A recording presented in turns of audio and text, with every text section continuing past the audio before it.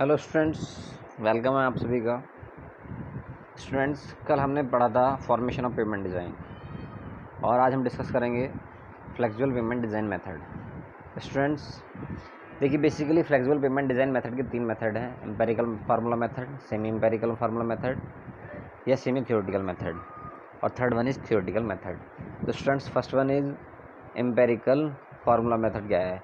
It is based on the physical and strength function while the design is based on stress strain relationship। Students, आप सभी को पता है stress strain क्या है? हुक्स लॉ को फॉलो करता है। जितना स्ट्रेस होगा उतना स्ट्रेन होगा, जितना स्ट्रेन होगा उतना स्ट्रेस इंड्यूस होगा। That it can be known as the semi empirical और semi theoretical formula. The design approach can be developed by the theoretical approach.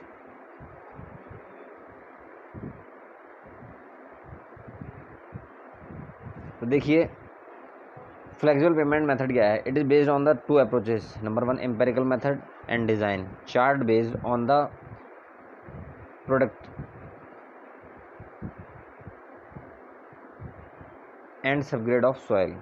Second one, a combination of analytical and mechanistic is based on the strength and functional. Generally various method for flexible payment design are: number one, group index method, California bearing method और Burmister method. तो ये flexible pavement के लिए हैं। तो Burmester group index method क्या है? इसके लिए एक रिलेशन दिया है, GI equal 0.2 A plus 0.005 AC plus 0.01 BA। ए क्या है आपका? ये लाई कर रहा है,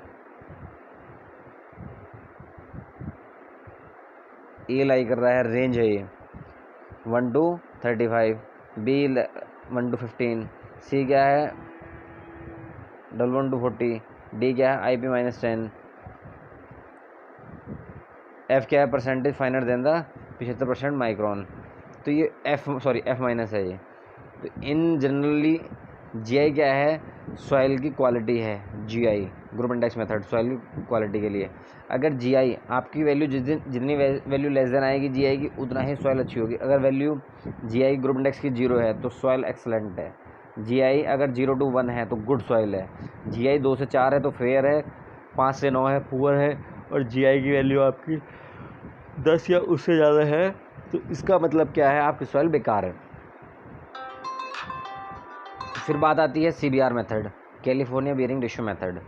ये हमारा एक पेनिट्रेशन टेस्ट मेथड है जो डेवलप किया था एक साइंटिस्ट ने जो कि कैलिफोर्निया से बिलोंग करते थे। तो उसी बेसिस पर ये क्या है? कैलिफोर्निया बियरिंग रेशियो टेस्ट है। इस कैलिफोर्निया बियरिंग रेशियो टेस्ट में हम देखना क्या है? बेसिकली इसमें एक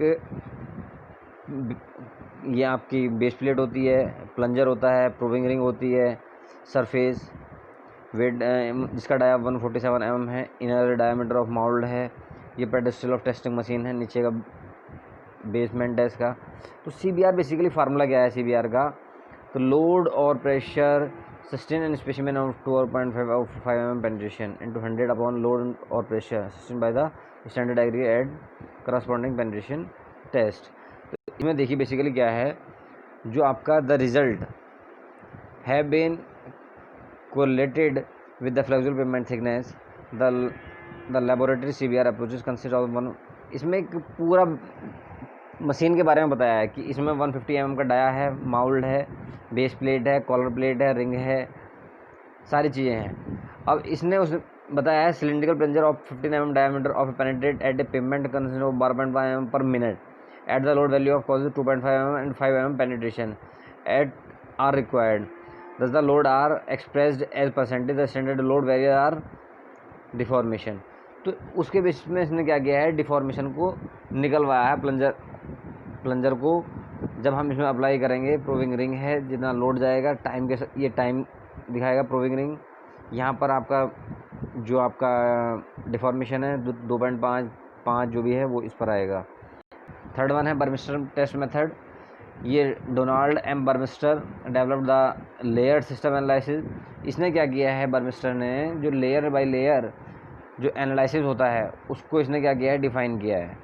उसमें बेसिकली क्या है? ESB and EB where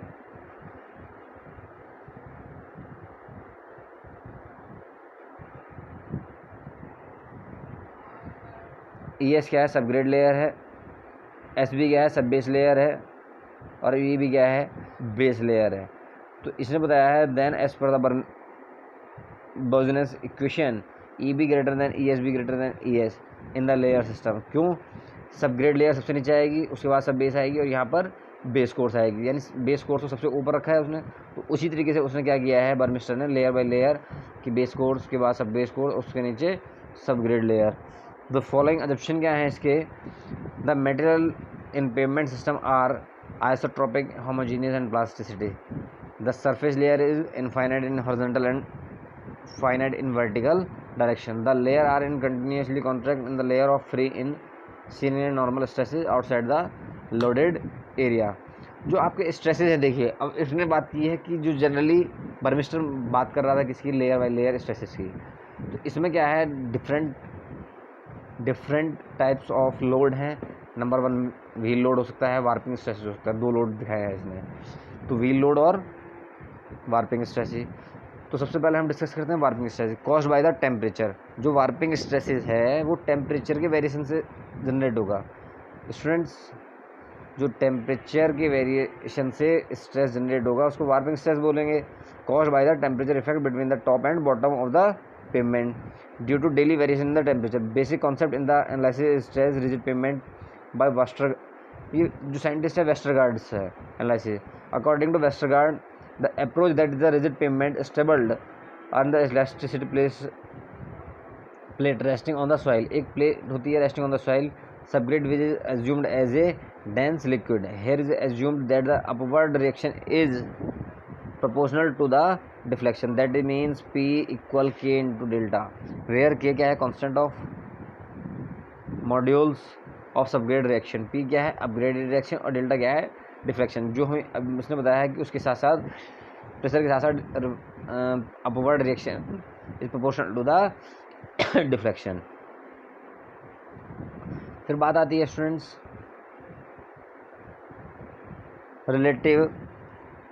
relative stiffness की। उसके लिए एक फार्मूला दिया है, L इक्वल EHU/12 के 1 - म्यू स्क्वायर की पावर 1/4, वेयर L क्या है आपका radius of relative stiffness in centimetre, E modulus of elasticity in kilogram per centimetre square, mu Poisson ratio है, एच क्या है स्लैब की थिकनेस है और के क्या है सबग्रेड रिएक्शन है, सबग्रेड मॉडुलस है या रिएक्शन है, मॉडुलस ऑफ सबग्रेड रिएक्शन है इन kilogram per centimetre cube. Students, ये आपका स्ट्रेस जनरेट के लिए एक मेथड था। सबसे पहला जीआई मेथड, बर्मिस्टर मेथड और जीआई मेथड, बर्मिस्टर मेथड और सीबीआर मेथड। तो बेसिकली यहाँ से क्वेश्चन बहुत कम पूछा जाता है। अगर पूछा क्वेश्चन आपसे जाएगा तो सीबीआर टेस्ट पूछा जाएगा, सीधे सीबीआर के नाम से पूछा जाएगा, डिफाइन द सीबीआर टेस्ट। तो इसमें आपको क्या करना है, जो एप्टेस्ट है उसके बारे में बताना है और एक लोड अप्लाई करना है कि वो लोड इतने समय के लिए अप्लाई करके 2.5 mm के लिए पेनिट्रेशन पर हम वैल्यू किसी चेक करेंगे लोड की कितने कि 2.5 mm पेनिट्रेशन पर कितना लोड सस्टेन कर पा रहा है और 5 mm के लिए कितना लोड सस्टेन कर पा रहा है। तो करस्पॉन्डिंग वैल्यू हम क्या करेंगे, फाइंड आउट करेंगे और उसके बाद हम उसको रिजल्ट को एनालाइज करेंगे। तो मैं समझता हूँ जो अभी तक डिस्कस किया है स्ट्रेस के बारे में वो आपको समझ आया होगा। नेक्स्ट लेक्चर में हम देखेंगे न्यूमेरिकल्स ऑफ सबग्रेडेड रिएक्शन और स्ट्रेस जनरेशन के। Thank you.